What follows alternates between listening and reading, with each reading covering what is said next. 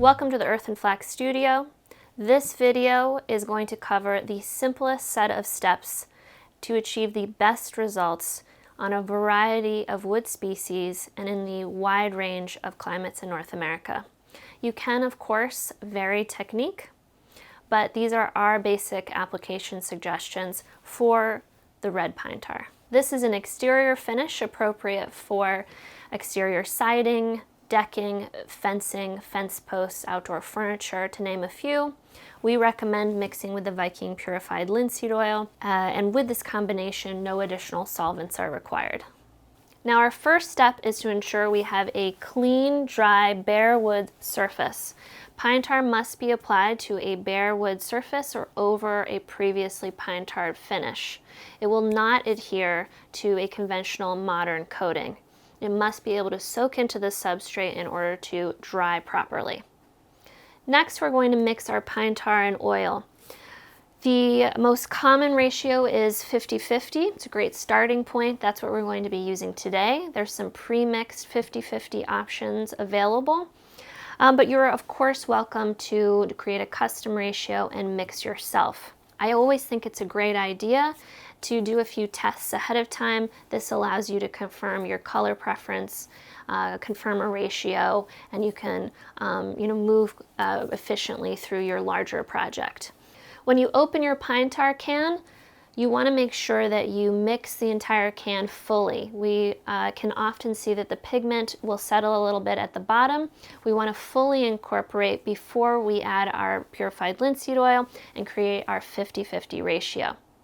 Once you've combined the two together, of course you want to mix that well before you do your application. Ideally, for pine tar application, we want 60 degrees or warmer temperatures.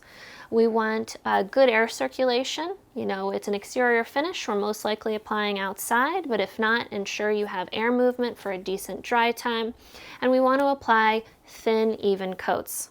I'm going to walk you through the first coat now, and we are going to be applying on Western red cedar. Today we'll be using a relatively small brush for this sample board, but out in the field you'll most likely want to use something like this. We're recommending a stiff bristle brush, and try to avoid overloading the brush. You can often waste product, can cause more drips and things like that, but this is a good example of something we recommend that gives you good control. All right, here we go. If you choose to pre-apply indoors, it is important to have good air circulation, as the pine tar has a smoky campfire aroma. Some people love it, some people don't. Just a few moments after application of the first coat, we're already starting to see patterning from the penetration of the natural oils, especially around the knots. And we're going to let this dry fully in approximately 72 hours before we apply our second coat. Welcome back to the Earth and Flax studio for the application of our second coat of red pine tar. We want to make sure that our first coat is fully dry to the touch. It can chalk a little bit as you run your fingers over the surface, but it should not feel wet, it should not feel tacky. We want that first coat to be fully set up before we apply our second coat. We have our 50-50 mixture already set to go.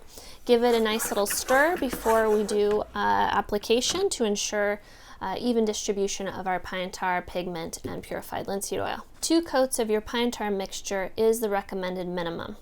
You can delay your coats and apply a coat this season and a coat next season, but the 2 coats are important for ideal surface protection.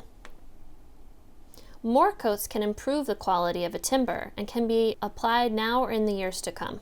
Dry time in ideal conditions, and remember that 60 degrees or warmer temperatures, is typically 72 hours or so. The pine tar has the longest dry time of any of the traditional coatings, but it is part of the reason it is so long-lasting and resilient. Once you've applied your final coat of pine tar, allow it to dry fully. It will take about 2 weeks to cure fully and achieve its final harder finish.